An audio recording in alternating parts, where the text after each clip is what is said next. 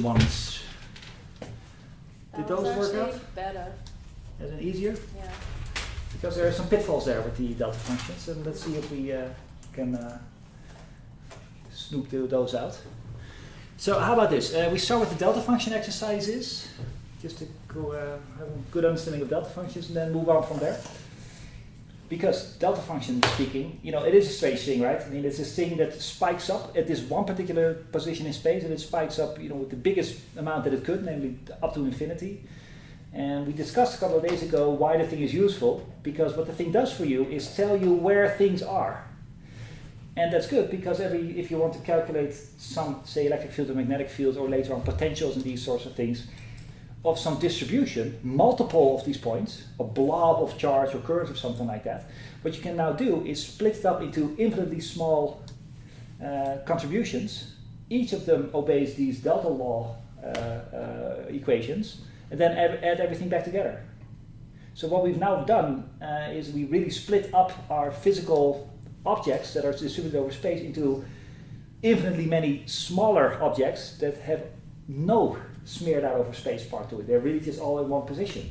So if you want, the delta function is like the atom or so of mathematics, right? Every other thing that you can build up, you can make out of delta functions. So to me, delta functions are precious, and they're very good integration killers too, by the way. So I propose that we start with a delta function exercise. You have to remind me which one it was, though. Was one in the book? 1.44. Okay. 1.5. When I talked to the other group, I noticed that there are some exercises which are numbered differently in, depending on the edition of the book. So, okay, that's fine. We're just getting started. So it might be that my exercise 1.44 is different than yours, but we'll see as we go along with these things. So is it true that exercise 1.4 begins with the phrase evaluate the following integrals? Yeah? Okay. Then I propose we're going to evaluate the following integrals. And after we've done the delta function parts, we're going to move on to some of the mathematical parts, right?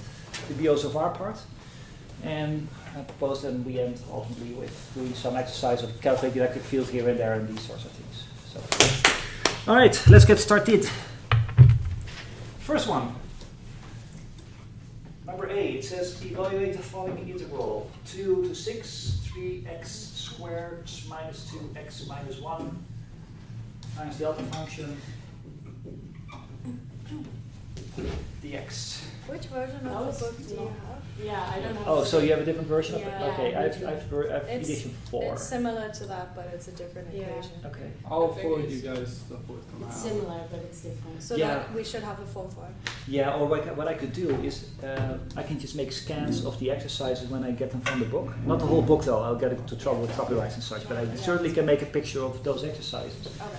But are they similar? I'm guessing that the Yeah. mathematics that you have to employ is Yeah. different even though the exercise, or is the same even though the exercise is different? Is it okay to continue with this one, or do you want to do yours? I'm happy with both. This Yeah. is good. Okay. Now you tell me. I have a question though about the fourth edition. Do you have them the answers to the exercises? Because it's easier with the answers, you can check yourself. And I found the answers from the third edition. Okay. Yeah, I don't have a copy of them,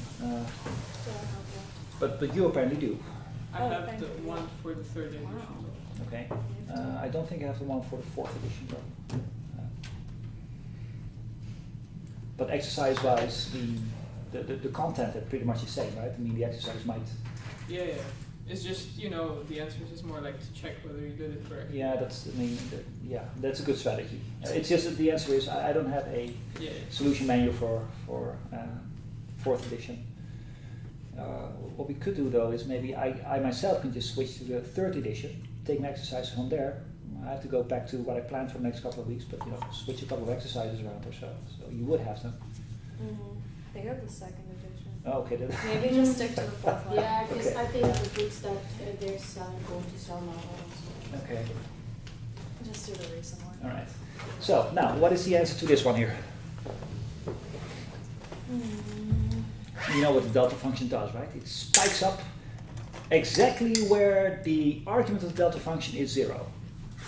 So in this case, that will be X is 3. at x is 3. And what we proved in the lecture 2 days ago was, well, what a delta function was, it just removes the integral and just gives you back the integrand with the 0 of the delta function put in. So it's literally just this thing with x is 3 put in. So well, that's easy enough. X squared, so it's 3 squared, 9 or so times 3, 27 minus 6 minus 1, that's what should give you 20. I have a question. Yes?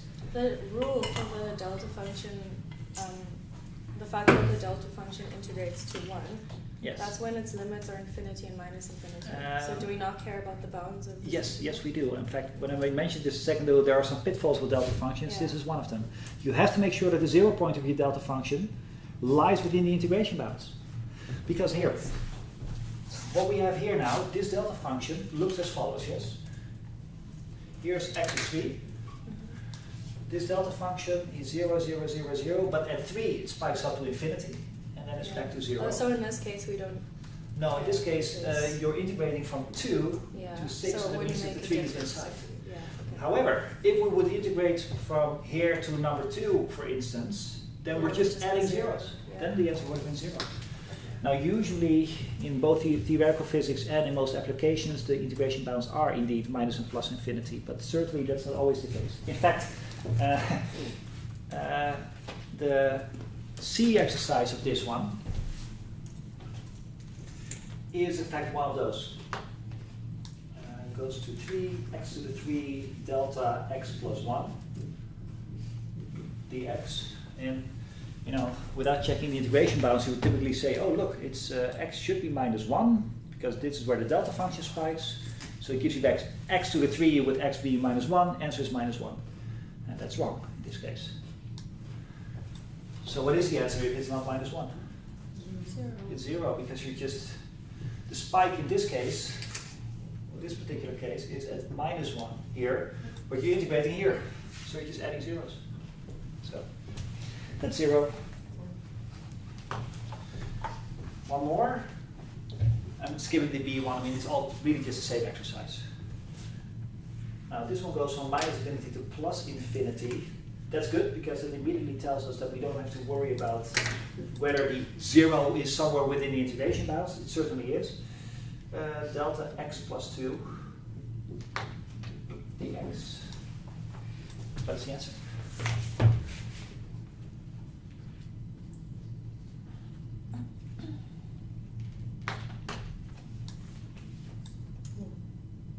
No. Element 5 is like No, minus Minus 1. So one. element is 0, right? minus, yeah, of course. Yeah. Yes. So the delta function 0. spikes at x minus 2. Then you have to take the logarithm of x Yeah. plus 3, where x equals minus 2, so that gives you the logarithm of 1, which is 0 indeed.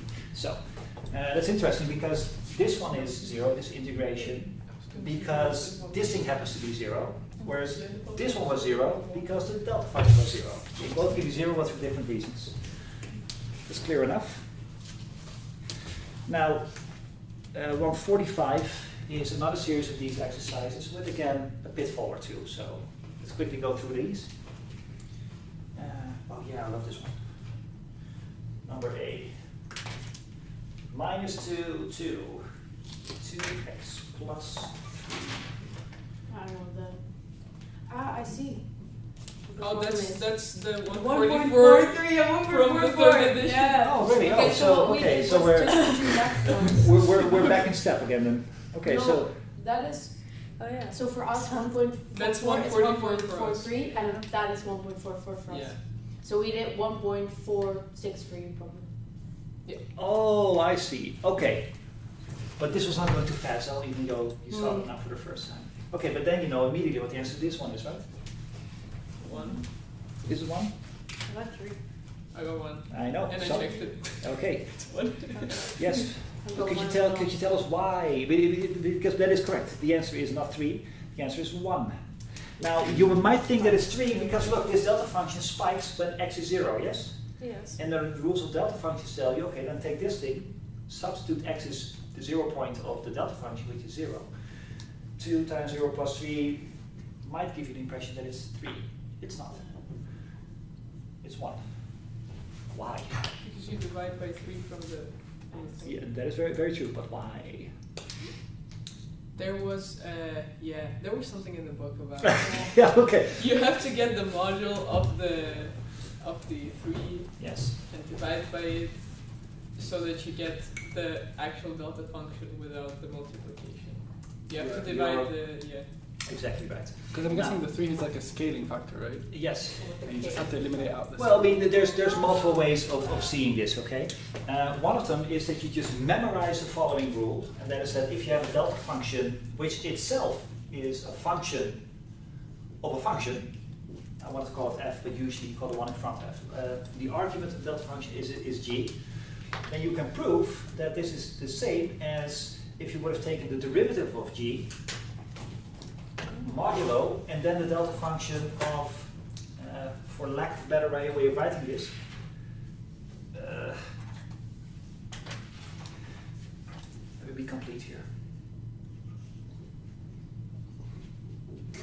Does this make sense? Can you read this? What I mean by this? Is x0 the 0 point? Yeah, the x0 is the 0 of the g function. The 0 of the g function. Yeah, so I mean the function g is 0 for some x's that you put in. Ah. Those x's I call x0. Okay. I'm not saying that the x itself is 0, it says that x0, if you put it into g, it will give you back 0. And there's a rule that says a delta function of a function is 1 over the modulo of the derivative of that function, and then the delta function gets replaced with its argument with this x0 thing. Okay. And if you apply that here, then you can immediately tell, oh wait a minute, my g here is 3 times x. Mm. This rule says that you have to divide your delta function by 1 over its derivative, which is 3. So applying this rule here will give you minus 2x plus 3. I'm applying the rule now. The derivative of this thing with respect to x, that is 3. 1 over that number with the modulo, doesn't matter in this case, times whatever made this thing 0. Sorry, this should have been x all along. Now, in this, you know how to evaluate, right? And this ultimately then gives you the number 1. Now, this is the highbrow way of doing it. There's also a much quicker way. This is, I guess, yours. Namely, you know what, even if you didn't know about this rule, forget about the rule. Forget it. If the derivative of the argument of the delta function also depends on x, Yes. do you just absorb that into f of x? Yes. So f of x becomes a Yes. different Your whole function? integrand becomes a different thing. Okay. Yes. In our case, that didn't happen because it Yeah. was only a scaling factor, but in Yeah. principle that would happen. Now I'm going to use the rule, by lack of a better word, the scaling rule of, what, Diabdias, does that, yeah? Happy with that rule? Okay. Is that, well, you could also just do a change of variables. Because let's suppose we call this y.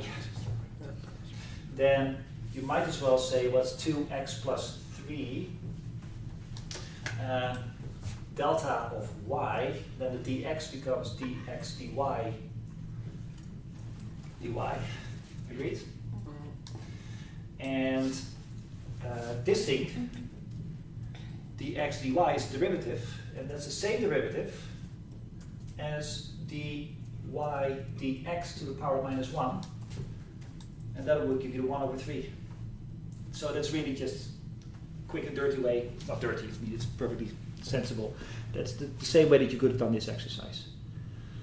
It's just you have to be careful with these things, is what I'm saying. Now, let's do one more, because the rest is just, you know, different varieties of the same kind of exercise. Oh yeah, let's do D. Oh yeah. Need some space. Can I erase some stuff here? Sure. No complaints? Okay.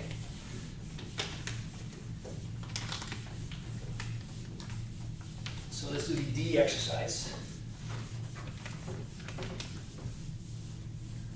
There you go. Because this one has some ambiguity in it. I mean, the question is properly phrased. There's no ambiguity in what they're asking, but the answer, the outcome, depends on circumstances. So what do you think that this is?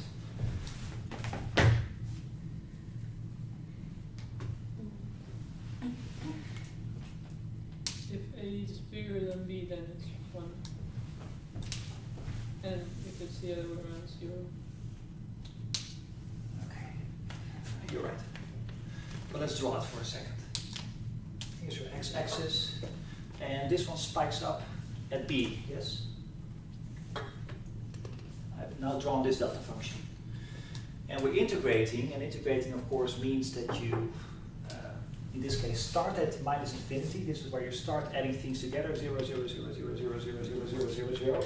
You add this amount, and by definition that will give you a certain amount of 1, 0, 0, 0, 0, 0. But of course, if you're only integrating until this point, if your A is left to the B, then you have only added zeros. So that means the outcome is going to be 0 if A is smaller than B. And in very much the same way, if the A happens to be at the other side, so you're sweeping over your 0 point of your delta function, well, then by definition of delta function, it would have been 1. So it's 1 when A is bigger than B. So there's that. And by the way, this thing, so this is the solution, this is the outcome. But this thing, this outcome itself has a name. It's called the step function.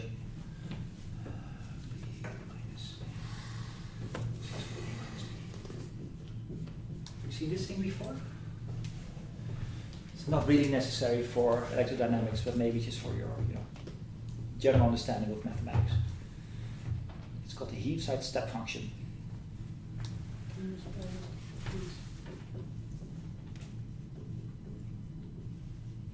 It's named after this British mathematician, physicist, Oliver Heaviside. Now, we can draw this one as well if you want. I mean, we already have exactly what it is here, yes? So, might as well draw it. The Heaviside step function is, in this case, looks at this. If this is your A axis, then here it says if A is smaller than B, it's 0, and yet if A is bigger than B, all of a sudden it becomes 1. And the momentum is always 1. So it's literally a step function, it steps up from 0 to 1. But what we now have seen is that if you take the antiderivative of a delta function, you get this step function. And now we also have a nifty way of taking derivatives of a step function. Apparently the derivative of a step function is the delta function. Does that make sense to you? What does the derivative tell you about the function? It has interpretation. Gradient, slope. Yeah, how much it goes upward, yes? How much it slopes upward. Yeah. So if you take the derivative of a function and you put in the number 5, it tells you how much that function is rising up at point 5. Yeah. Now, how much is this one rising up at point B? A whole 1. Yeah, no, the amount that is added is 1. But remember, the slope is not just how much it goes upward, it's how much it goes upward divided by how long it took it, the thing. The rate. Infinite. Yes, So that's it's- infinite, right? Yeah. Because it goes a step up in infinitely small amount of space. Yeah. So in other words, it has an infinite slope for a very brief moment. So apparently, the derivative of the Heaviside step function is infinity at B. What is it over here? The slope. 0. And here? 0. Isn't that exactly the delta function? It's 0 everywhere except here where there's infinite slope. So you can really tell that these things are related to each other. We've now just proven it, so that's very it's nice. The step function you might encounter during your electronics. And if you're going to talk to Bart from Grinsven and he does his experiments and he says, well, we put the voltage on and usually in his calculation says it switches on immediately. Yeah. In real life it doesn't, it sort of slopes up. But for calculation wise you can just say, you know what, it just jumps up immediately. And so in electronics and data analysis, step functions, these Heaviside thingies are very ubiquitous, you see them everywhere. Anyway, so enough with the delta function. Let's do one more. No, this one is much more physics related. Do you remember a couple of days ago we said, well, from experiment we know how we can calculate the amount of electric field at a particular position in space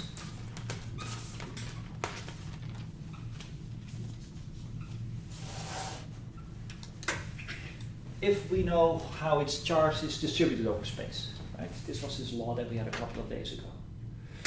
We got this law by saying, well, we know what happens if you have one particular charge in one particular place. And then we just added an infinite amount of these things and we got this integral. This is how we got this law. I already told you 2 days ago that this is very sloppy notation. It gives you the impression that you have two unit vectors that you subtract from each other. And I wrote this for didactical purposes so you see what it is. I think it's time to introduce a new notation for this. I'm going to call the vector r minus r primed vectors. I'm just going to call it capital R. Now be careful, in Griffiths they call this one some sort of curly R that I really don't know how to write. So the best I can do is just explain to you very clearly and visually what all these different R's mean. So let's draw it for a second, okay? So suppose that this is my coordinate frame and I have a blob of charge here. This is my charge distribution, rho. And I've happened to have chosen my coordinate frame and that the origin is over there. And suppose that I want to know what the electric field is over here. So you might say, well, we are over here and want to know what the electric field is at this position. Now, our position with respect to this coordinate frame, this is what we call this R, that's this one. Now, what this integration tells you is what you have to do, if you want to know the electric field here, is take every single piece of delta function-y small amount of charge at every little position, calculate its electric field and add all these electric fields together. That's what the integral does by definition. It adds small things together. Yeah. Now, suppose that I happen to be looking at this particular piece of infinitely small amount of charge. This position is r primed. Now, in order to calculate the electric field of this amount of charge at this position, I need to know this distance. That is what I call capital R. And that's what I'm writing here. This distance minus this distance equals this one, and that is the one that gives you how much electric field you get from that particular piece of delta function-y charge. Alright? Now, with this new way of writing things, I'm not doing any physics, I'm just introducing new notation here, but with this new way of writing things, this Gauss law looks like this.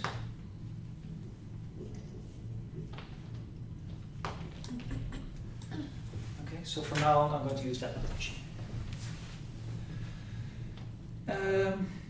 Yeah, so we derived this a couple of days ago, and then I said that, well, what you can now do is we now have an expression for my electric field. And if you want, you can take the divergence of this thing. So you take this thing, you say, you know what, I'm going to take the divergence, and then dot, dot, dot, dot, dot. You got rho over epsilon 0. And this is what we did a couple of days ago. Now, to be sure, this rule and this rule is exactly the same physics. It's just a different way of mathematically writing it down. But in order to get from here to here, we have to assume that the following is true. That if you take the divergence of r over r squared, that will be equal to 4 pi delta function in 3 dimensions of r. Right? We assume this, and I said, well, this is an exercise. Try if you can find that this is the case. Has anyone figured out how that works? Is this one of those headache exercises?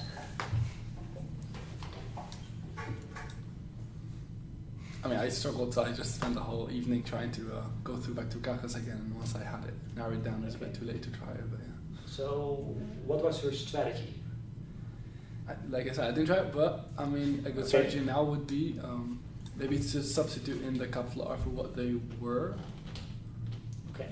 and then do a divergence on that and see if you get 4 pi out of that at some point.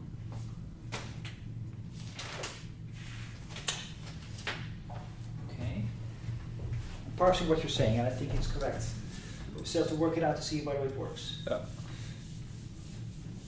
So let's make some room. Right, I mean, without having proven this step, we're officially not allowed to use this rule instead of that rule. We haven't shown that it's really the same thing, right? So we Yeah. really have to go through this exercise. But there is something that's hinting that it is the right thing because What is it? because what you're doing there to the r vector is normalizing it, right? So you're getting the unit vector, Yes. and if you take the divergence of that, it should give you a scalar. Yeah, but that's not unique to the fact that it's a unit vector, though. Every vector that you take the divergence of will give you a course, scalar. that's what I meant, though. Okay. Because it's going to be a vector, it's going to give you a scalar. And if you get the 4 pi, then no.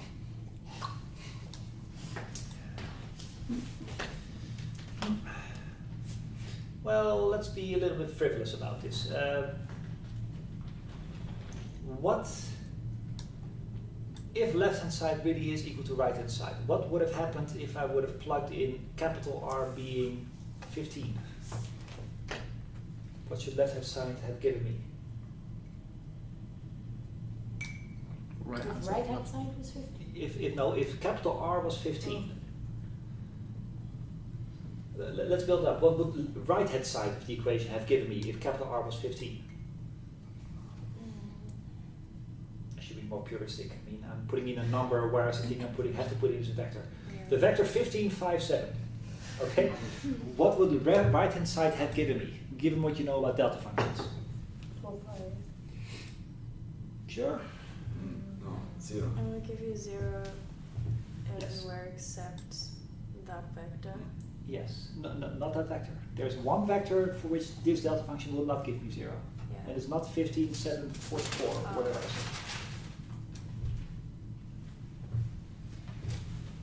When is delta function non-zero? What do you have to put into the delta function to make it non-zero? The 0. Zero itself, right? Yeah. So there's one point where this delta function itself is not zero, and that is a vector 0 itself, the origin of any coordinate system. Oh yeah. Now, any other vector, I just randomly came up with 15, 7, 44, or whatever it was, will therefore make this 0. So if this is 0 any vector except for R0, then left-hand side should be as well. Is there any hand-wavingly quick way that we can show that that is the case?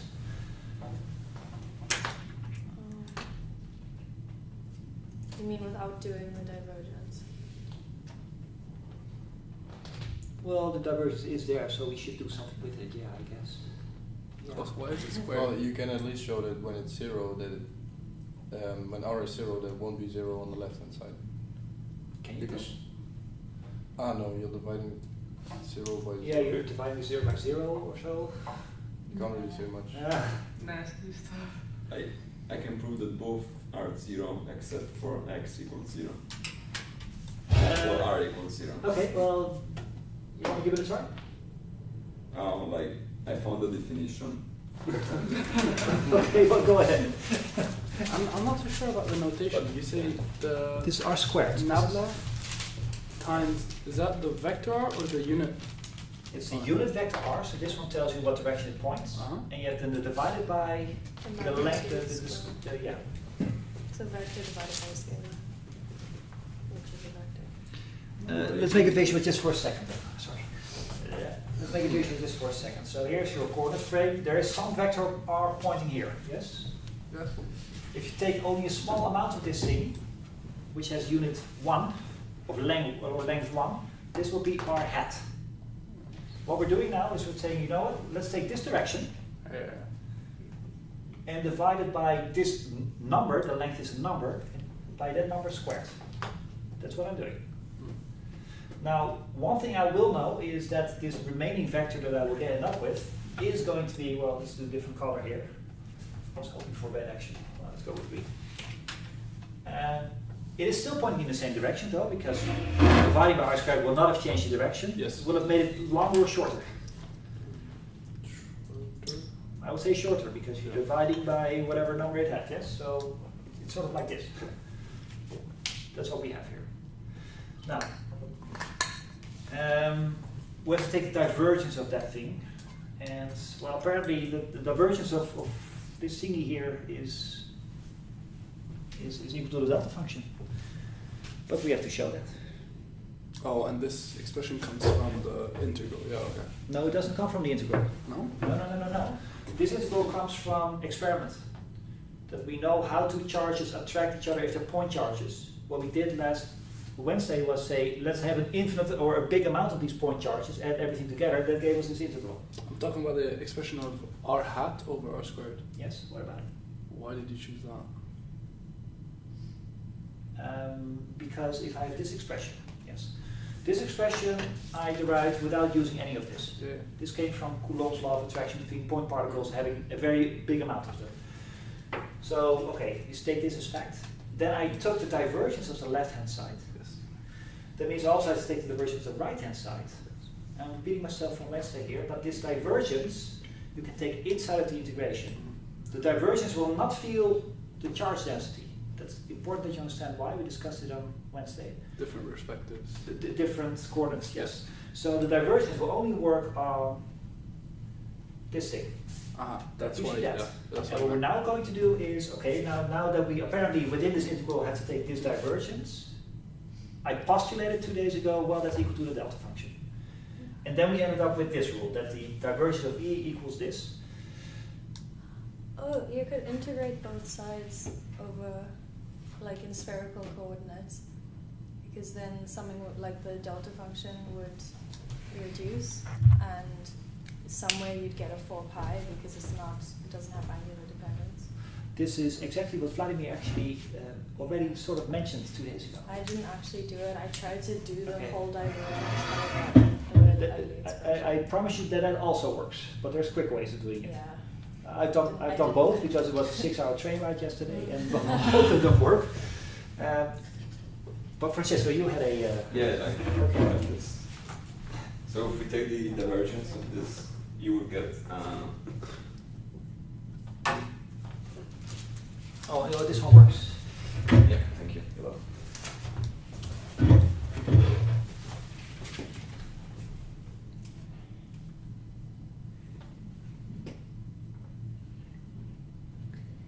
I'm just gonna rewrite it like this. Sure. Let's be puristic here. The nabla should have a vector on top, Yeah. and it's a divergence. What you're now writing, you're writing down the gradient of Yeah. that thing, and the thing that you take the gradient of is a vector, so the thing is undefined. I know what you meant though. But in vector calculus, you have to be careful with notation.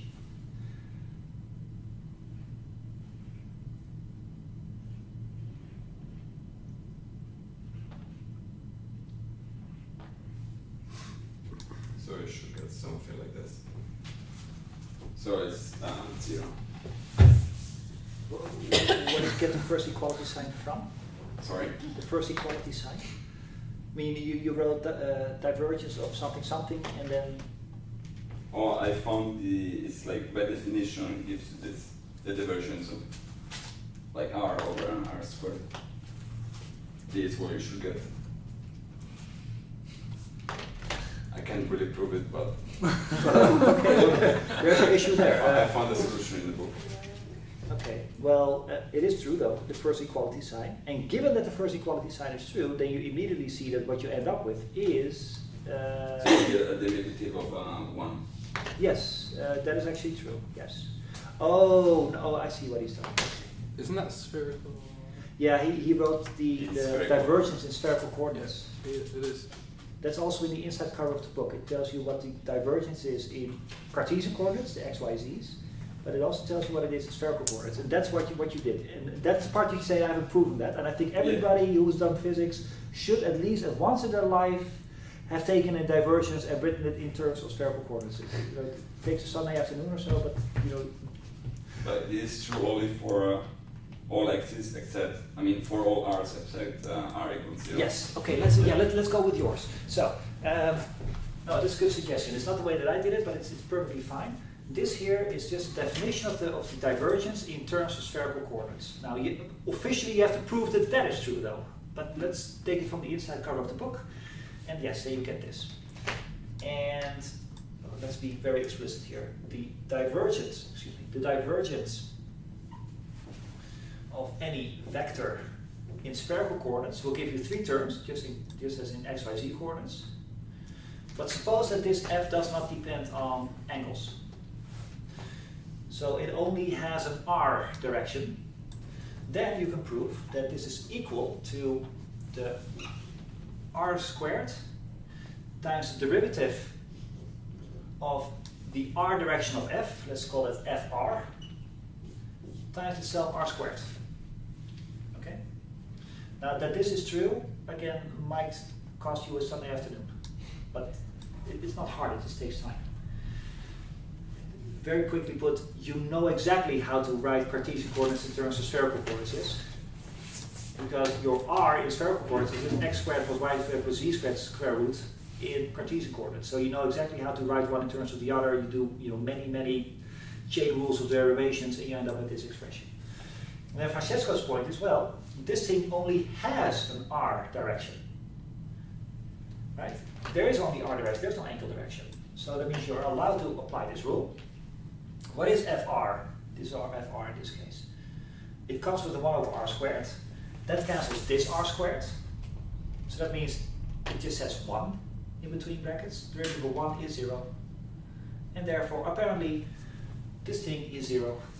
But not always. But not always. What goes wrong in this argument if r is 0 itself? Right? So what we now have is, yes, this thing will give you 0 for every r that is not r0, when it is not 0 itself. That point is now proven. Yeah, But but why? we know that the thing happens at R0 now, by definition of the delta function. But you're not allowed to say that this is the delta function yet, that's what we're proving. So the question is, this argumentation apparently looks beautiful. Well, you're dividing by r. That's if you right. divide by 0, You were get- dividing by 0. So if r itself is 0, then we're dividing zeros with each other, and that's still defined. So that means this line of reasoning breaks down and r is 0. So for every r not 0, we've now proved that this is true. For r is 0, we still have some work to do though. Or can't you just say that it's infinity? Which would I make know that it- 1 over 0 is indeed infinity, Yeah. but I'm taking its derivative. Oh, yeah. So L'Hopital's rule. we're close though. But you're not taking the derivative of 1 over r squared. That's a constant outside the It's derivative. always, isn't it always 1, the derivative? I mean, the derivative is always 0. Yeah. It's just 1 over r squared times the derivative. So it would be 1 over 0 if r was 0. If I put this in, I find an r squared over an r squared. Yes. But you've cancelled those already. The other r squared outside the derivative. Yeah, what about it? I mean, I haven't touched this one at all yet. Although it's 1 over r squared. What Francesco wrote? Is it 1 over r squared? Because I recited from No, memory. I thought it was for our vector, it's 1 over r. Yeah, in Oh, this specific case. I Yeah. see, okay. No, but the divergence, I mean. The divergence in spherical coordinates, I thought it was r squared that came in. No, that's unit-wise not possible. It must be 1 over r squared, sure. Okay. Yeah.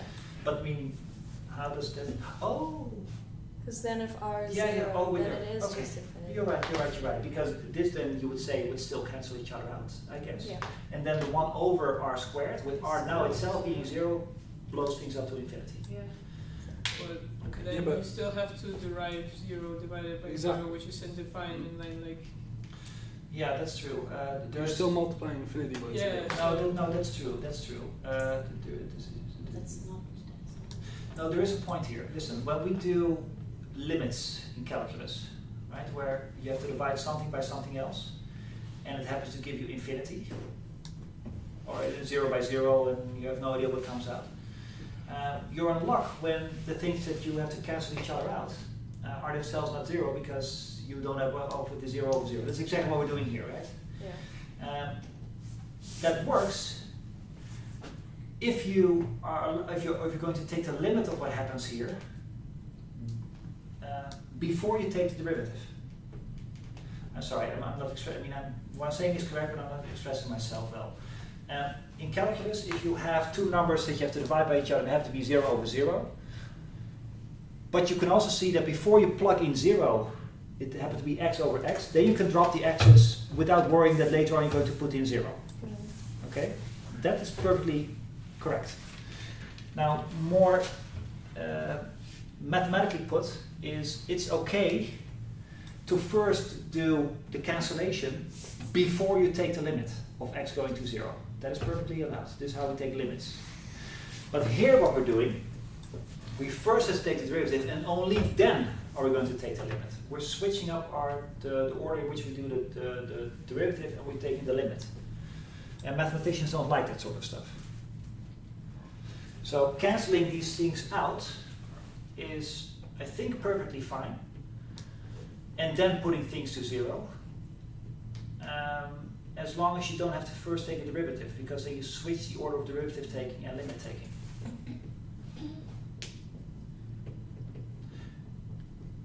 I think I'm correct in this. Anyway, it has no bearing on what we want to do here. It looks okay-ish, right? But I mean, there is some doubt here because you have to 1 over the r. This one certainly will blow up things. It seems to have the right properties, but I don't think a mathematician will be happy with this. There are some holes in our argument. Now, physicists usually don't care about these things. We just say, yeah, it looks okay. But in this case, I would be a little bit cautious. Because what we have shown now is that, yes, we have a thing here that blows up to infinity at r0, if we just ignore the mathematician's objection to this. We have also shown that the thing is 0 itself when you're not at 0, so it looks delta function e. But just having something that blows up at infinity and is 0 every place else does not yet make it a delta function. It has another property, a delta function. I made a point of this 2 days ago. It's 1. Yes, the integral must be 1. So we now have only shown that it indeed blows up, possibly without mathematicians' objections, it blows up at capital R being 0 and is 0 everywhere else. But we haven't shown yet that the integration itself will give you 1. Well, 1 and the 4 pi maybe. So we could take the integral on both sides. Yes. So can I take over from here? Yeah.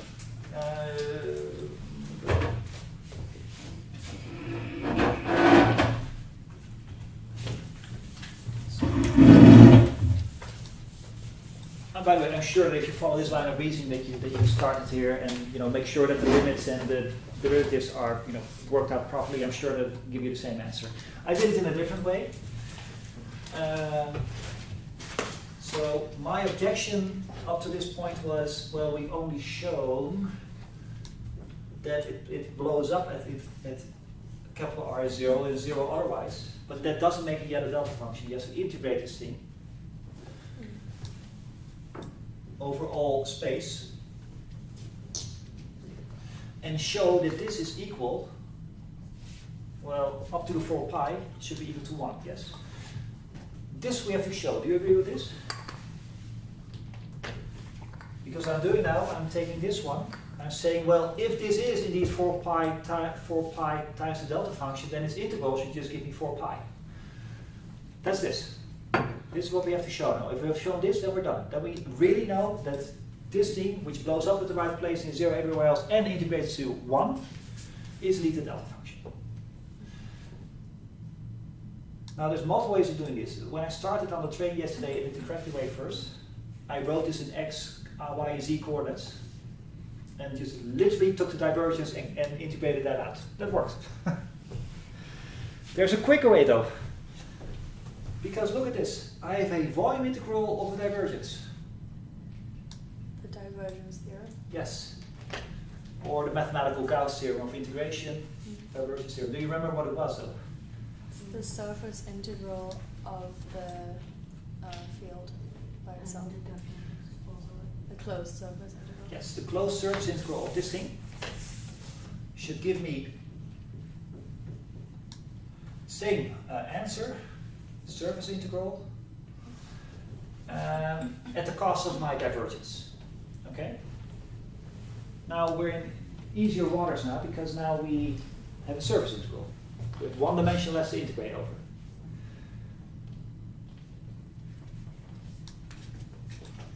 I'm going to make a step and see if you can follow why this step is true.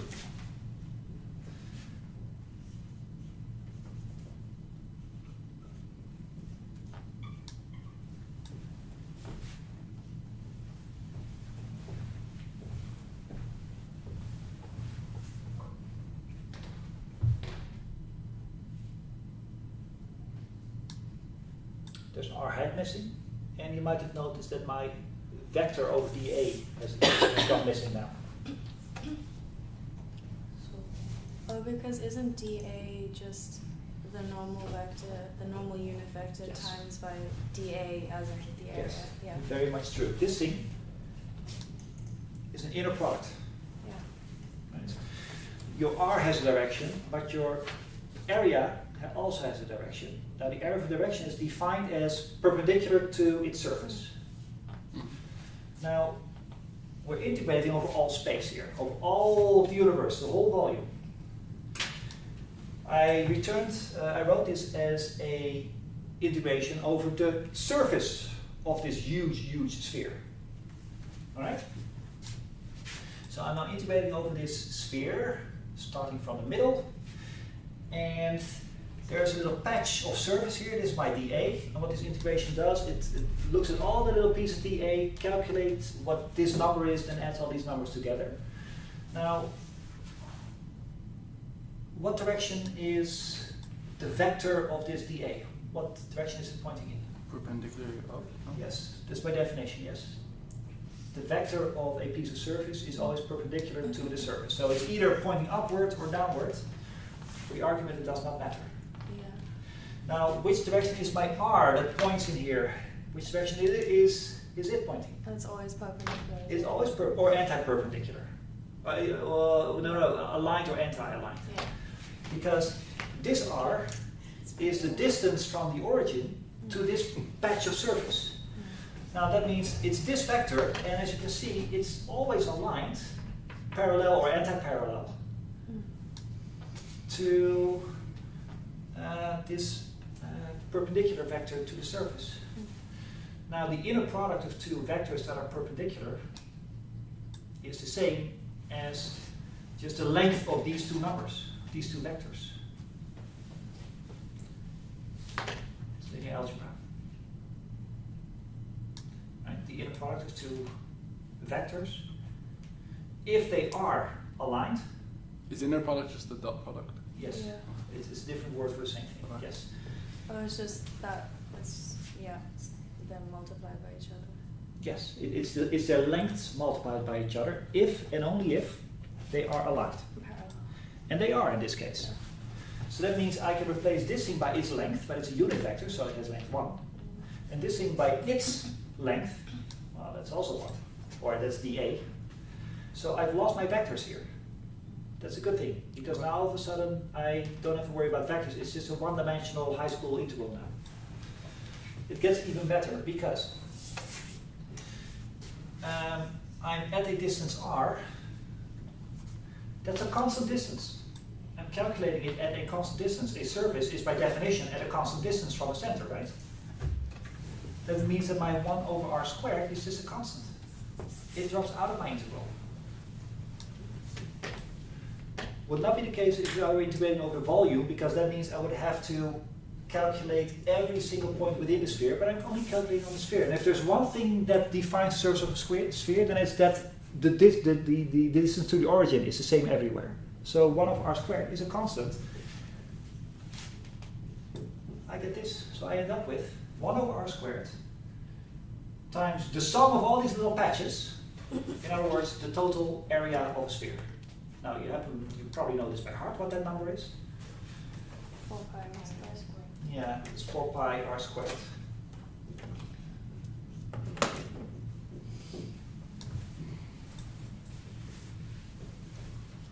But that by itself doesn't prove that it's a delta function, right? We had two things to prove. One of them was that this thing, That it goes to 0 everywhere except except 0. at the center where it's infinity, and if you would integrate it, it Yeah. would give you back up to 4 pi with exactly 1. So you need both those methods Yes. to fully prove it. Yes, you need both. Now, my original scheme of first showing that it was 0 everywhere except at the origin as such was different than Francesco's. I'm happy with this as it is. So we have now proved all the properties of the delta function. Conclusion, this was the delta function all along.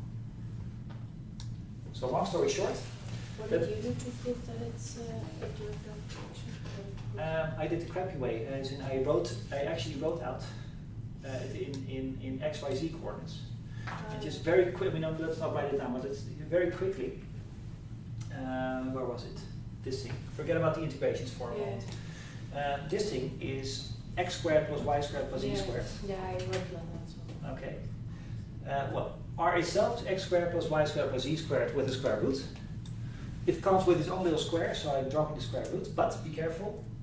This thing brings another R into the mix. Right? R with a hat is R vector divided by its length. So that means that this thing, R hat over R squared, is R vector over R to the 3. R vector with R to the 3 gives me x minus x primed plus y minus y primed, z minus z primed, and the whole thing to the power 3 over 2. Why is it minus? It should be a plus. Remember this? Capital R was the difference between these 2 points. So that's this guy's x minus this guy's x, so it's x minus x primed. That's this one, I have the y one, I have the z one. And I get a 3 over 2. One of them came from the R squared, and one of them came because R hat itself came with the 1 over R. And then I notice the following, that, wait a minute, this denominator is to the power 3 over 2. If I take its derivative, and I have to, it will be the same thing to the power 5 over 2. That thing blows up if you're going at the center, because then you have 1 over 0. So this is how I proved that it blew up at the center, etc. That's the way that I did it. Okay, now let's go back to physics. We are now certain that this step, that having this and taking its divergence, indeed leads to this thing which we call Maxwell's first law. So we've now proven Maxwell's first law, so that's nice.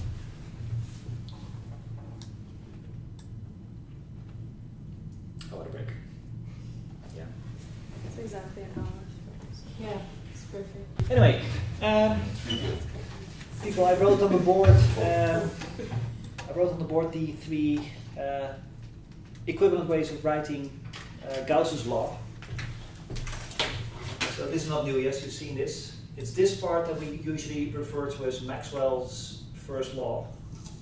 And I hope that you now have seen with all the the holes in our argument with the delta function all filled out and everything, that you now understand that this is really just equivalent.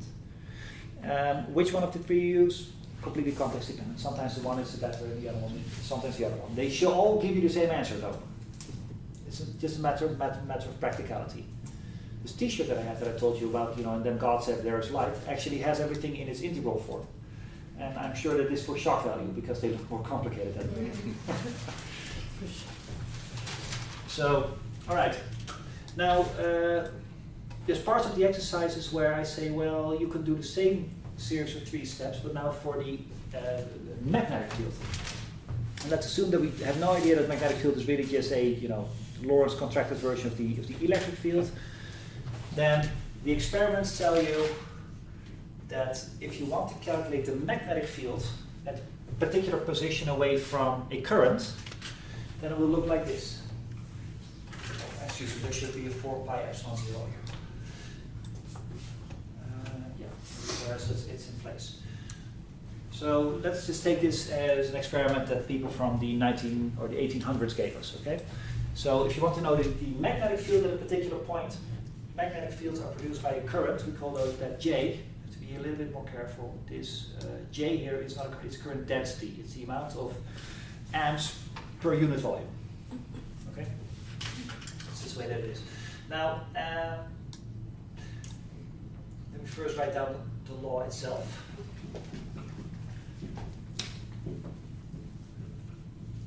It will look like this. There's a cross product in there. Picture will help, I think. What we have here is, again, a coordinate system. Here's a blob, and there's current flowing through it. And suppose that you have a small amount of current over here at this position. And we happen to be over here, and we want to know at our position, which in this coordinate frame is at the vector r without the prime. We want to know the total amount of magnetic field over here. What we do is, well,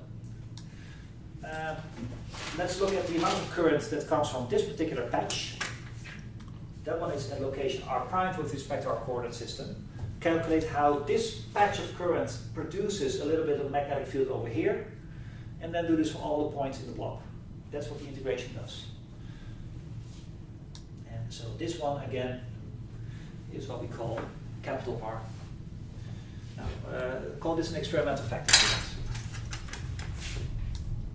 Now, just as this experimental fact led to two equivalent formulations, there's also equivalent formulations of this one. And I will already write down the solution, the outcome for you. One of them, this actually leads to two differential laws. One of them is this one, Maxwell's second equation.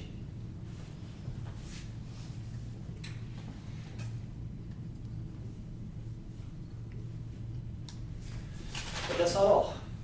From this law, by the way, this is called the Biot-Savart law, you can also deduce the following, that the curl of the magnetic field equals mu0 over J. The mu0, by the way, is again a consequence of history, of the way that units were defined. There's no real physical interpretation to it. There's a small caveat there, but I'm letting it slide. I can see you're sort of squinting, so you're seeing the caveat there? I'm just thinking about the ratio of mu naught and epsilon. Yes, that's the speed of light with the square root. So it's But not. I guess that doesn't depend on their value, it's just their ratio. Yes, but it does mean though that if once you have defined your epsilon 0, then by the speed of light your mu 0 is already predefined. You cannot define it independently. Yeah. That was the caveat that I had in mind. But anyway, to me again they're all one, so I don't care about these things. Now, if you take this law, you can extract these two laws from it. This is Maxwell's second law, and this, of course, is what we call Maxwell's fourth law. If you add the displacement current that we discussed 2 days ago, right? You remember why this had to be there, this extra term? I was doing the lecture on Wednesday. Because otherwise, I think the divergence of the curl would be Yes, zero. any divergence of a curl should always be zero. And right now it's not. And then Maxwell said, well, then we have to add such and such. But once you have done that addition, you end up with this. And this thing is Maxwell's fourth law. So once you have these two, you already have 3 of Maxwell's laws automatically. Okay? Now, let's do some physics without mathematics for a second. Why is it that over here we had this law, the Coulomb law, and it gave you an equivalent formulation of the electric field that didn't need any addition? As in, it suffices to only have this law to determine what the electric field is. If you know the divergence of the electric field, then apparently that's equivalent to saying I know the complete electric field. Yet over here, the divergence of the magnetic field is not enough to specify the full magnetic field. Why is that not a law to fill in the gaps?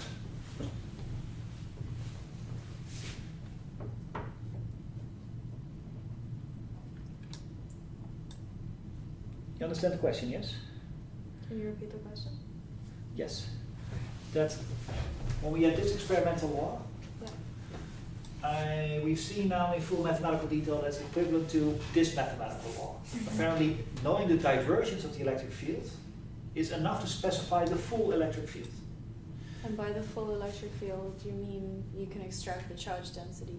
It just means that you can specify what the electric field is. The value of the electric field. Yes, at any point in space. Yeah. Okay.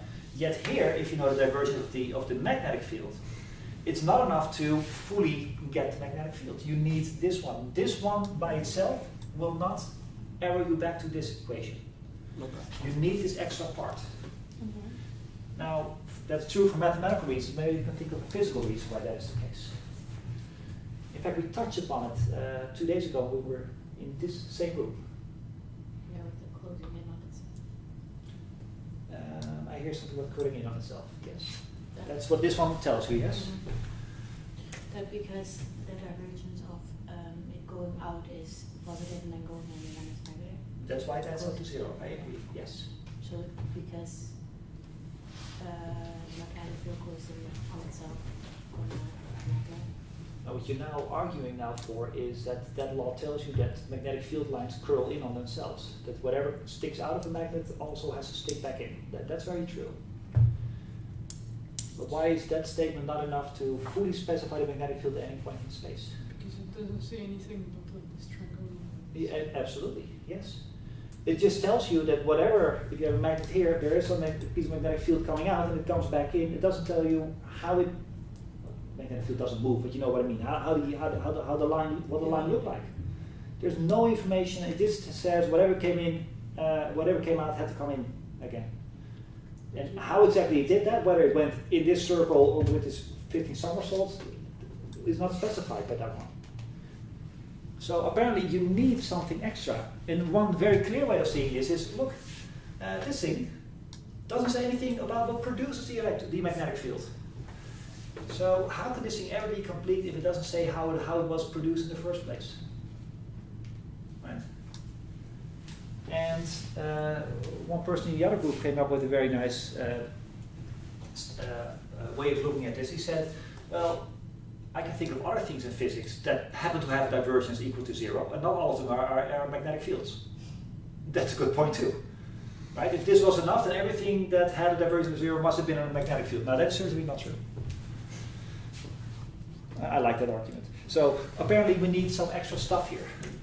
This just tells you there are lines, and whatever lines there are, they come back in. It doesn't say what the lines look like. So you need something else. Now, taking this one and getting here is not that difficult, mathematically. Getting this one and taking it here, that takes more time. That's a series of steps that was part of the exercise. Now, what I think is most useful for us is go through this one, because it's short and succinct and we can easily get to the answer. This one is not too difficult, it just takes a lot of time. It's algebra and stuff. So I decided, you know what, let me write that down so you can just easily just look it up later. And you don't have to spend half an hour going through every single mathematical step.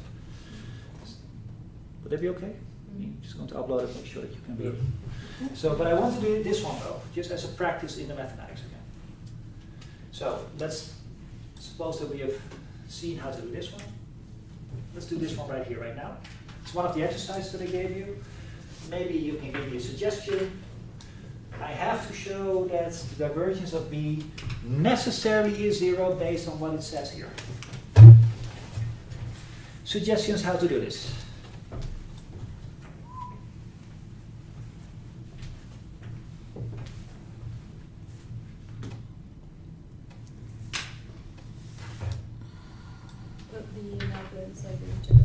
Yes, thank you. It's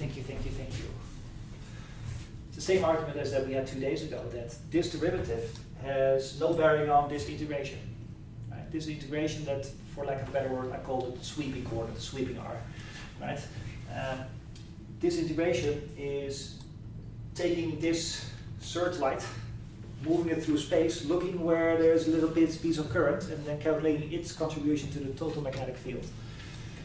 But the derivative that we're taking here is with respect to this one. So they're different coordinates. So you're free to take the divergence inside this integral. I'm going to drop the mu 0 over 4 pi. I'm going to show that it's 0 anyway. So this is not going to change that fact. There you go. It's proportional to.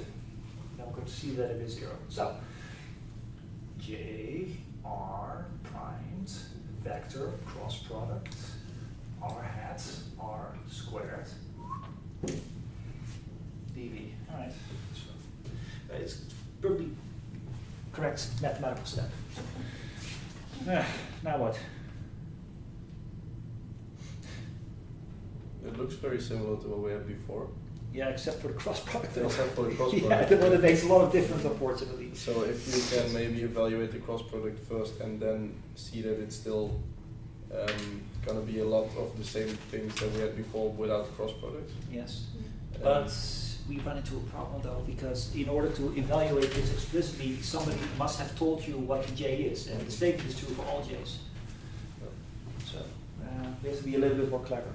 Well, Now, we this had to prove, in a previous question, we had to prove that the divergence, oh wait, no. Now, this is divergence of a curl. Yeah. This is not a curl, it's a It's a cross cross product. product. If this were a nabla, it would have been automatically 0. We had to prove that the curl of a cross product was some long expression, but that doesn't apply. in this No, case. that would have been a curl here. So yes, there is one exercise where I ask you, well, suppose that this was itself a curl, what would this total expression be? And I gave you the answer. Yeah. That's one. And if this J happened to be itself a nabla, then you would have had a curl, a nabla cross this thing, and its divergence, and that is always 0. But unfortunately, we're not that lucky this time. Could you use What's the J again? divergence theorem again? Yes, no, the answer is no, but I can see where this comes from. Well, it's the triple integral of the divergence of something. Yeah, I mean, it is a volume integration of a divergence. So it sounds like you could use the divergence theorem, right? Why can't you? Because this is an integration over this thing, whereas the derivative is that thing. And the divergence theorem requires you to that this derivative is with respect to the same coordinate as the integration Right, is. yeah, true. So it doesn't apply.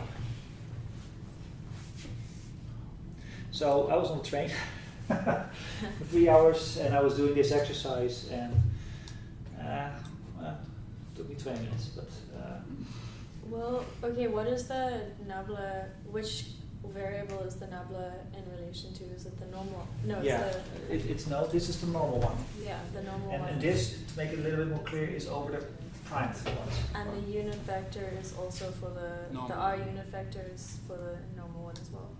It's for a combination. That's for the combination. Oh it's right, for yeah, the big difference. R, big R. So I mean, this will certainly be dependent on this R. So we've got 3 different variables now. Maybe we can take them apart. The big R. Yeah. How though?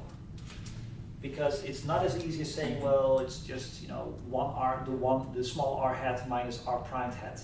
That doesn't work. Yeah, but it's the unit vector of the vector that is Mm. equal to R minus R primed.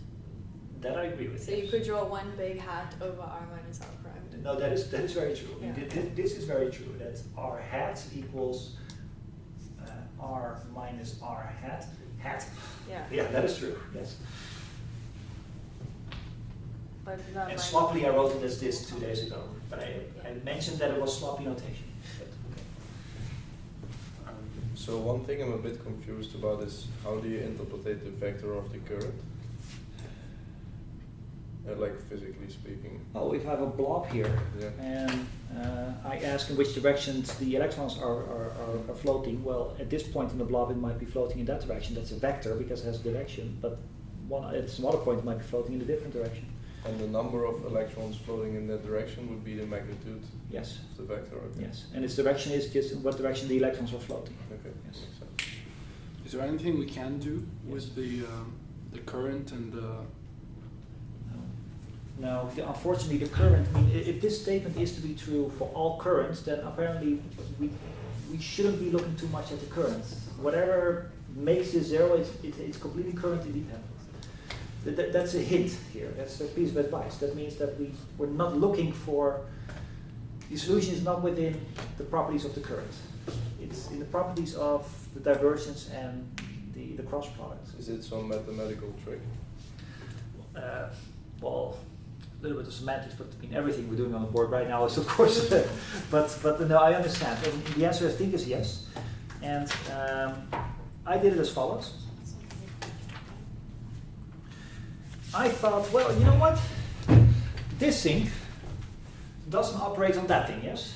Again, separate sets of coordinates. This is R primed, this is with respect to R. So this one should not fit that one. So this feels sort of like product rule-y. You sort of think, well, maybe this one can be put in front of things, maybe just like you would in normal derivatives, except for the vector properties. But then what you then still end up with is, well, this is sort of a product, right? This depends on R prime, this depends on R primed. So maybe there's some product rule thing going on here. Mm-hmm. again, I was on the train, so I couldn't look it up. So I just, had some intuition. It's probably something like this, and I worked it out, and I found it. So I'm just going to give you what that rule is. Now, if you think, well, I could have never guessed that rule, again, front cover of the book.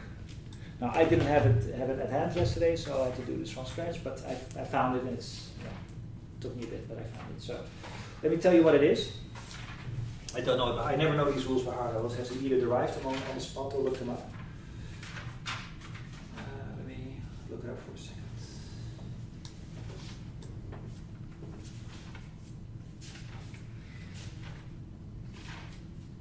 I remember this was during one of these talks yesterday at this astrophysics thingy that I didn't find particularly interesting. So this one I didn't do on the train. It wasn't. This one I did on the train, but this one I did during one of the exercises that I didn't find, or one of the talks that I didn't find particularly interesting. I'm sure they do with my talks as well. All right, so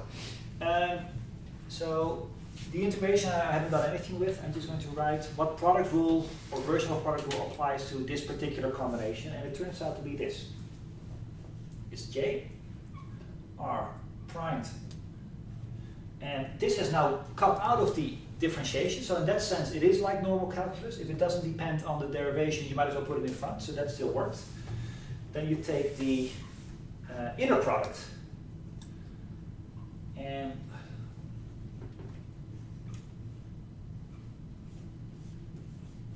so this thing equals that thing. And maybe you can sort of see that this is probably true-ish. It's really just like, putting this thing in front,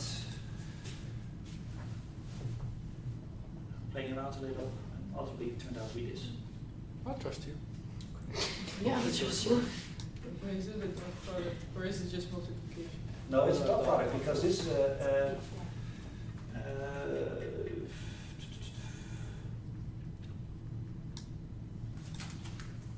it's a dot product because this gives you a vector, this gives you a vector, but the outcome should be a scalar.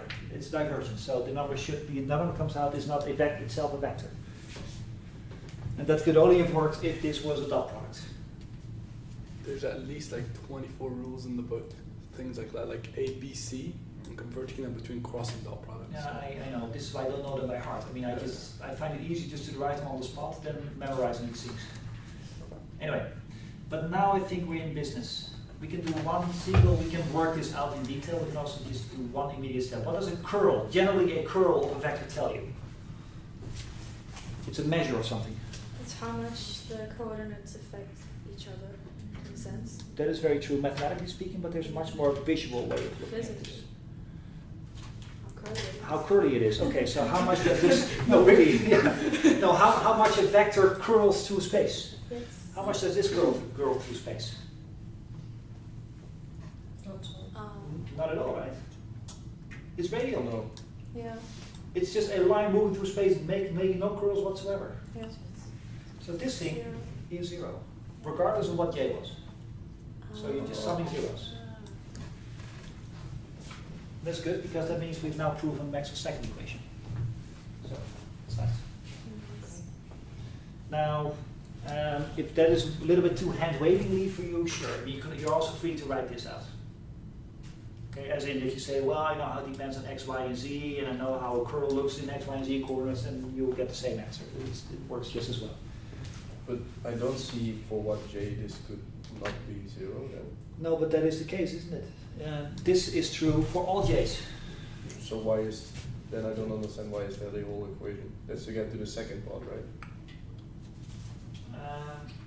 Or you said that's experimental. Wait and see where the disconnect is. We had this as an experimental fact. And then my statement was that at the very least gives you that the divergence of any magnetic field is zero. That was my statement. Okay. Then I also said that's not enough. You know, if you want to have the full magnetic field, you need this, but you also need that. And then we said, well, I'm going to give you this on paper, this on LA, and this we're going to prove here and now. And that's what I did now. And the statement that we were making is this is true regardless of how the magnetic field was produced. Any current, regardless of what it was, should give you divergence magnetic field equals zero, or physically speaking, No matter how the current flowed, you will always have magnetic field lines pointing in and out. And apparently that is just mathematically true. That's what we have here. That's what we've now proven. You can write this out. Depending on your saturation level, we can do it now, or you just give it and say, well, I'm happy with the hand waving part. Let's do it. Sure? Yeah. I am happy with I'm the happy with the waving hand part. waving. Yeah. How are we on time though? I trust your mathematics skills. 35. We We have have 25 25 minutes. minutes left. Okay, then I prefer to do a physical exercise. Okay. I'm happy that you trust my mathematics, but of course, ultimately the goal is that you can do this yourself too at some Yeah. point. But yeah, let's do one more. Let's do So an are you talking about the exercise. mathematics of going from there to there, or that proving that that thing is zero? We've now proven that this is zero. Uh-huh. Yes. But what mathematics are you talking about? Oh, that this part is zero. Oh, We we know that the can ma- be proven though. Yeah, sure. We now didn't have waving either. We said it doesn't curl, as in it doesn't move radial, which is certainly true. Okay, I can see how it can be proven. Yeah, Yeah, you can though? Really? Okay. No, good. no, that's not. Great. No, in all seriousness, if you write down what, okay, I'm not going to write it out, but let me at least tell you how you can do this yourself. Yes. Okay. Now, just so in case you have a lazy Sunday afternoon in 2 days, you have nothing to do, and you've already proven what the divergence is in spherical coordinates, you have some time left, you can do this one. This is a vector, yes? It comes with 3 components. Yes. Now, each of these components has to be zero individually. Otherwise, the whole thing is not zero in totality. This is really a vector zero. It's zero in all directions. Now, that means you have to prove it 3 times, but fortunately, all 3 times are very similar. Now, just as to get you started, if you want to do this for yourself, the first thing that you can do is write this thing, which we earlier today saw is equal to this thing, in terms of its x, y, and z coordinates, if you want. Now, this is going to take a lot of space to write this down, but any point R will itself have an x, a y, and a z. A little bit more space. X, y, and z. We agree with what I'm writing now? This. That R is by definition, capital R is by definition the vector of your position in x minus his position in x, and your position in y minus his position in y. The same thing with z. So your R, this part, is by definition this. That's what the thing is. And you have to divide by its length to the third. Now, what is the length of that vector? This is what I'm saying. I'm already losing. Don't have enough space here to write this down. It's Pythagorean theorem, isn't it? Mm. But R to the 3. The R itself is the square root of these squares. So it's the power of 3 over 2. Yes, so this will give you the power of 3 over 2. Okay, so we now know what this is in x, y, and z.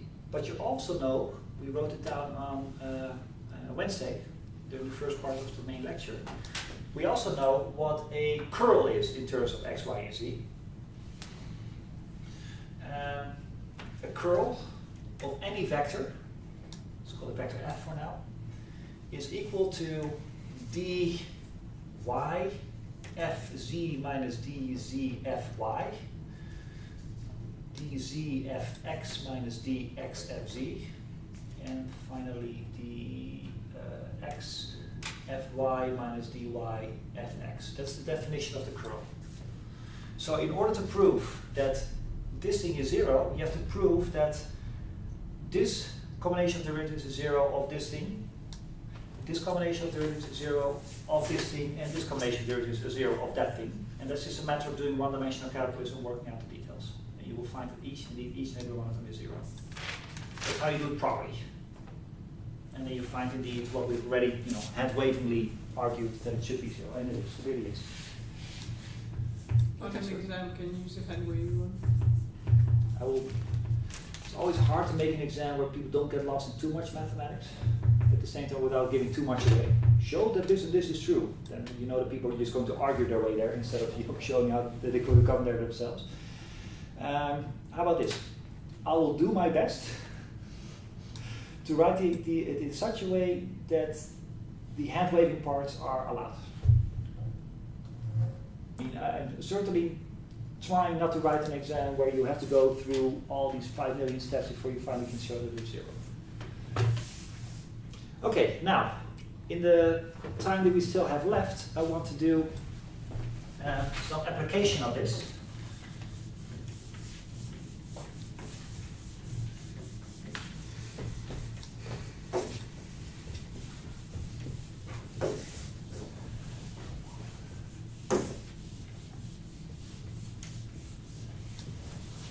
We have 2.9 and there's 2.13. Both of them are good. Any preference? I have a slight preference for 2.13. I think the most physics I can extract from that one. So let's do that one. 2.13, depending on book I guess, but in my book it says the following. Suppose that you have a wire and it just happens to be infinitely long in both directions. And you hover a distance s above the wire. So this distance is s. And the wire is charged in such a way that every single small amount of wire carries a fixed amount of charge, lambda. There's no current, nothing is floating by, it's just a whole series of electrons neatly in one single file, not moving about, just standing still. Question, what is the electric field at this point? It's vector.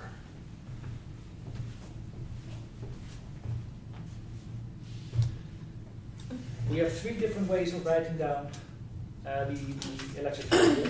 We have 3 ways of doing this exercise. So take your pick.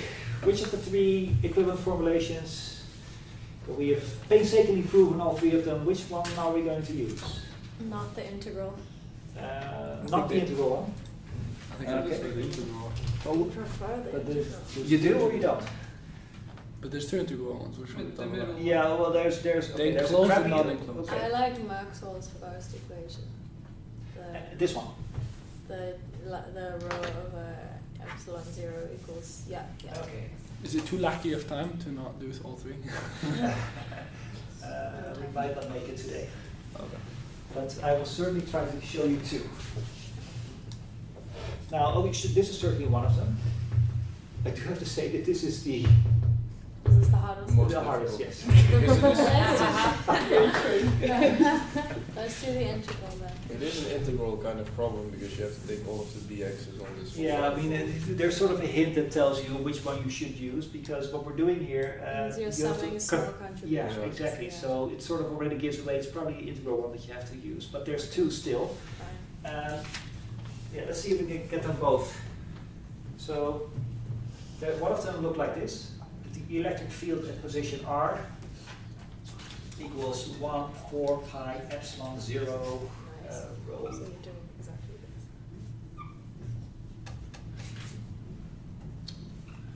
So here's one, and the other one was a little bit easier. Well, I mean, the writing is easier. Maybe we should put it like this. Okay.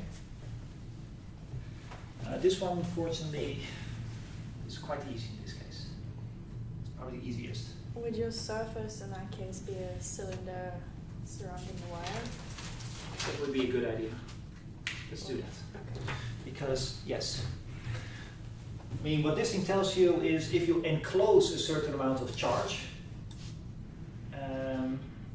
and you know how much charge is in the inside, then you can calculate the electric field. But that means we have to pick some enclosing volume. And you're free to choose a cube or a pyramid or whatever, but I think given the situation, cylinder maybe would be best, where you place your point E, where you want to calculate the magnetic field, or the electric field. You placed on the surface of the cylinder. You don't have to make the cylinder as big or small as you want. Squeeze it, I don't know, make a balloon elm out of it or something like that, but you will make your life mathematically more easy, more difficult. The answer is going to be the same in all cases, but I mean, you have the freedom. Pick a volume that suits your mathematics best. So obviously there will be a cylinder in this case. So now what? But integrate over this cylinder, the surface of this cylinder.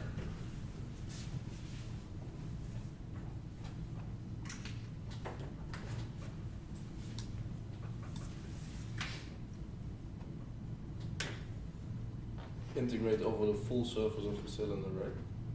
Yes. But maybe we should specify how wide the cylinder is first. The radius S, I would. Well, the radius S here, so we have that. Okay. Let's get the cylinder a certain width. So we have numbers. L. Of course, the answer should not be dependent on L, right? I mean, nature doesn't care how big we made our hypothetical cylinder. So we know that the L should drop out at some point. Instead of having, wait, are we doing the left-hand side or the right-hand side? The right one, The right-hand right-hand side. side, because then you'd have dq. Yes. You'd have, Yes, yeah. in this side you mean? Yes. Yeah. Okay. Well. Instead of the full charge of the wire, you'd have dq, which is defined as lambda, right? Every piece of wire, even a small piece of wire, comes Yeah. with a certain amount of Q called lambda. Yes. Yeah. So if I were to write this in terms of Qs, in terms of lambdas, Yeah. what would it be? It would be the sum of, would be integral of all the lambdas. I agree. Times every single piece of wire. Yes. Yeah. But fortunately, this is Lambda. it was constant. Yeah, Yes. yeah, yeah. Yes. That's part of the exercise. It's not part of nature. You could easily well have some stack up Oh, of true. electrons here, and it wouldn't be a constant. But in this case, the exercise says that it is. But that means it gets in front of the integral. Yeah. So we're really just integrating over the length of the wire, Which is just L. that what we just call L. So we have that this is lambda L over epsilon 0. Okay, so we have this is covered. Now, hopefully, the right-hand side, left-hand side will also come proportional to L, so the L will drop out. Yeah. If it doesn't, we have really done something wrong. Then apparently, electric fields depend on how big we choose our cylinders. Isn't it just the full surface of the cylinder? This integral on the A?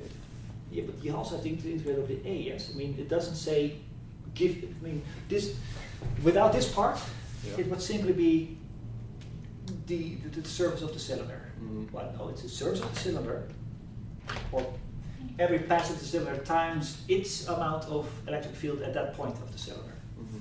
Well, then you could substitute the Coulomb expression for electric field. You could though, but it wouldn't really help The electric because field is constant. Or these is things that- are already equivalent. You're just substituting That's going the thing back to into the- itself. Yeah. Isn't the electric field constant on every Why? surface? Why? It's true, but why? Because the radius is all the time going to be Yeah. the same, Yes. and there's an even distribution of charge Yes, over the. exactly. I But don't know the you're- mathematical explanation. No, but you're right. Your physical explanation is correct. What he's arguing now is whatever E is, it's going to be the same everywhere on the cylinder. As long as you stay on the cylinder, not if you go get any closer, but the cylinder by definition has constant S. And if you're going to be on the same S you would, same S but different position, well, the thing is infinitely long, the wire, so whatever you're going to see the same thing everywhere, right? But that is good news because that means that this thing in our particular example here is indeed a constant. Yeah. Okay, so we now know, well, be careful, we know that its magnitude is constant. How about its direction? It's a vector. Not constant, yeah. Here's an inner product or a dot product.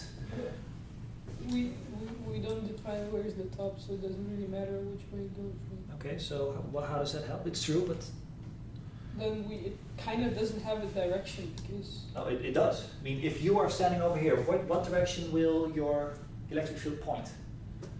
Why? Yeah, that's true. Why upward or downward? But why upward? How can you tell? It's correct though, but how it's can you tell? perpendicular. On every dA it points in the same direction though. It always points up.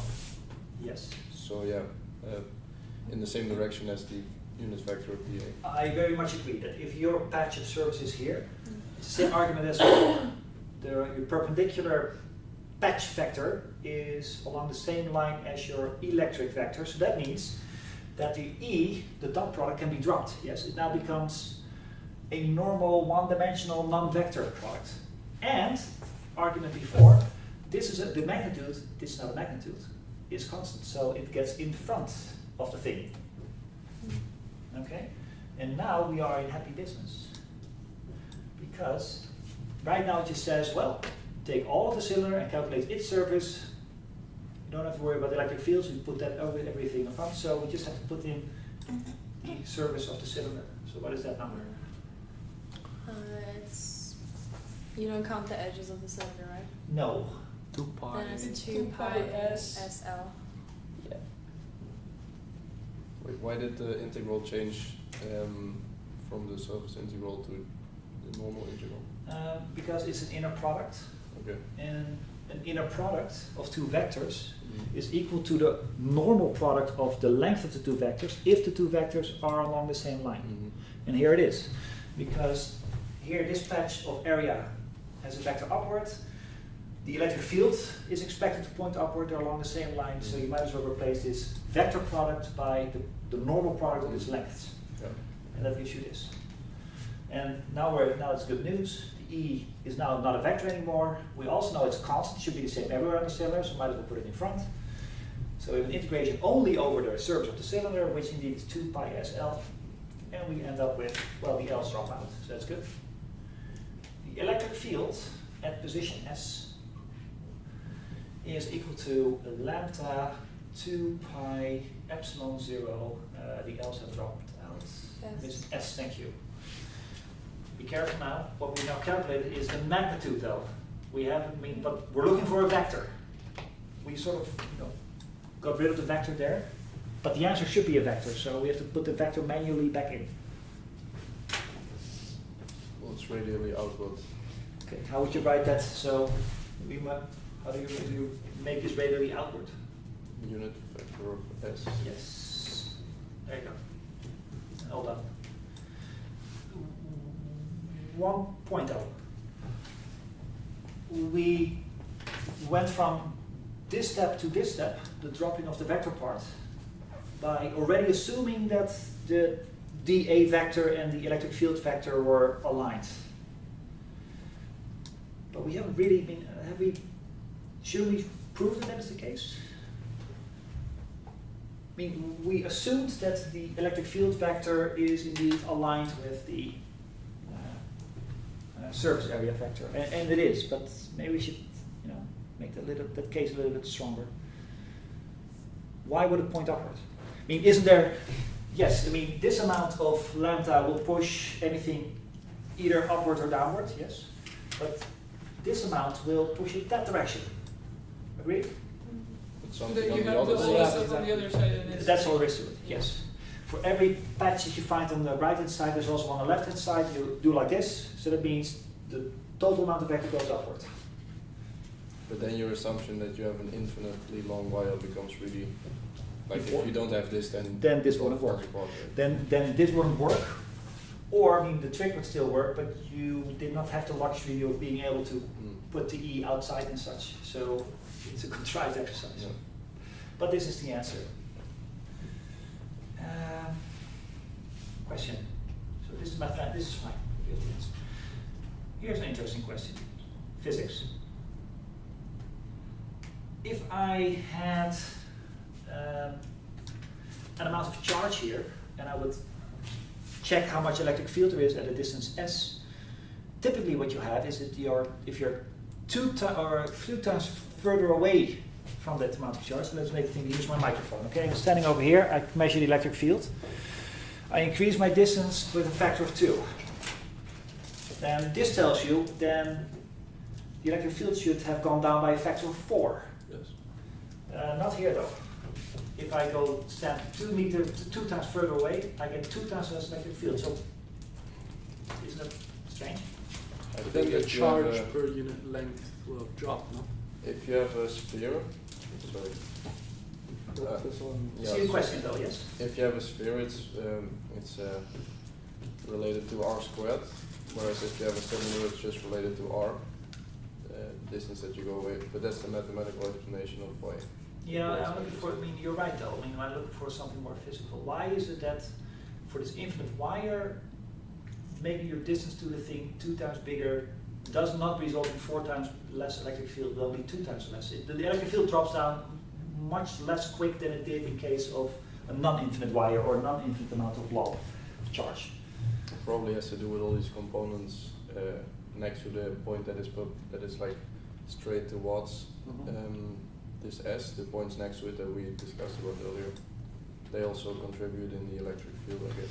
Yeah. Isn't it because it's a 2D thing instead of a 3D thing? How is it 2D? This is completely three-dimensional, yes. Oh, but you mean the picture? Yeah, yeah. Oh, yeah, It's yeah. only I think there's a good point to be made there. I think that is correct. Yeah, that is entirely correct. It's a different formulation of what I had in my mind, but it's entirely correct. Okay, so here we go. So in this particular situation, the amount of electric field here is due to this patch of current, charge, not current. This amount of charge, this amount of charge. All of these give a little bit of electric field adding up here. Yes. Yeah. Why doesn't it add up to infinity? Because there are infinite amounts of pieces of charge coming from both sides. So They cancel out. they certainly do not cancel out. Not in the Because one direction. this one gives it a little bit of extra, and this one gives a little bit of extra. No You're subtraction. talking about, oh. No cancelling. That would be true if from this point onward would be minus lambda. Then it would cancel out. But it's pluses all along the wire. So why don't you end up with an infinite amount of electric field if you have an infinite amount of charge and you're not infinitely far away? You're a finite amount of distance from infinite amount of charge, yet you do not have an infinite amount of electric field. That's a good question.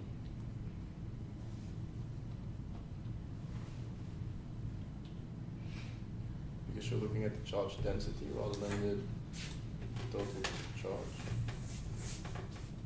I mean, if all the charge was concentrated on the single point below you, you would feel an infinite amount of charge, or infinite electric field.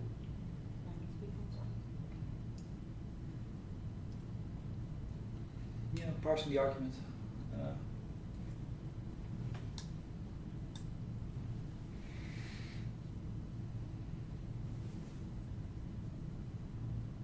Yeah, but I don't think that solves it though. Does this amount of charge, does it contribute as much as this amount of charge? It's further away, right? But it's only, but what's affecting that point is the y component, yes, of Yeah, the charges. yeah. Yes. But as more you move, isn't there a relationship to do with the angle as well? Yes. And as you get farther and farther away, doesn't it approximate to zero? Yes. That's exactly right. Yeah, What it's happens here is this part is further away, and Approximately its infinite. amount of contribution becomes much smaller. That's what the rest is. So you have, the further away you have extra charges, they do add up, but the amount that they add up is r squared smaller than the other ones. So yes, all the charges add up to the total amount of electric field, but though the ones far away are going to add up less and less, they add up but less and less and less. So you have the question here, you have infinite amount of charges, but their influence goes infinitely close to zero the further you are away. And as you know from your calculus, you can actually add an infinite amount of things as long as its contribution to each itself drops down. And you still end up with something finite. That's what's going on here. It's like integrating under a curve that stretches down infinitely, but it goes down fast enough, you would still end up with something finite. That's what's going on here.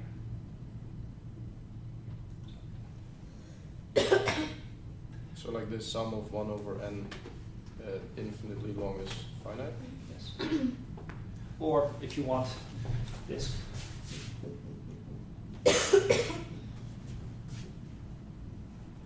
It's finite. So yes, you're adding, I mean, no matter in what direction you go, you're always adding something to the mix, but the amount that you're adding is becoming smaller and smaller and smaller, and the total mix of things will end up with something finite. That's not necessarily true. For instance, if you would have had this, it still goes down, but not quite fast enough. Then this is infinite. Well, What determines if it's fast enough or not? Like, uh, where's the point where you're like, ah, this is fast enough, it's okay. yes, there is a measure for this, yes. Where? When? Um, How? Okay. The 1 over x squared is fast enough, and lower than x, 1 over x squared is not fast enough. This is this strict boundary. By the way, this one blows up for a different reason. I mean, I just make this up now, but I mean it blows up for a different reason because you're also integrating over the point 0. That messes up a little bit. But now I don't think we have the time, but I want to go through this one as well. And you could have actually seen the adding up and seen that all the contributions far away are going to become less and less and less. In fact, you could already see here the far away parts here, right? Because of the 1 over r squared, are going to be less and less. It's instructed to go through this exercise, but I think we're about time. Yes. Yeah. Yeah. All right, then what you will get from me is a recording of the exercise on Alenium, of the tutorial I mean. The working out of that Biot-Savart exercise, where you have 3 equivalent statements of the same Biot-Savart law, of which we did a part today. I'm going to work out for you, so you just go read it on Alenium. I think I'm going to add this one as well. I think this one is something you should have seen at some point. And some fresh exercises from Wednesday, where we're going to do similar things, but now for the magnetic field. We have the 3 rules for magnetic fields. Let's apply those. And that's for Wednesday, but I will send you this in an email. You'll have all the information and recordings and such on Alenium over the weekend. So, thank you for indulging me. Friday, 4 to 6, everybody's tired, including myself. Yeah. I know, you should have had an easy course tutorial like chemistry or something like that. Come on!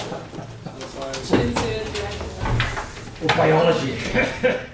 Okay, biology, yeah, okay. Yeah,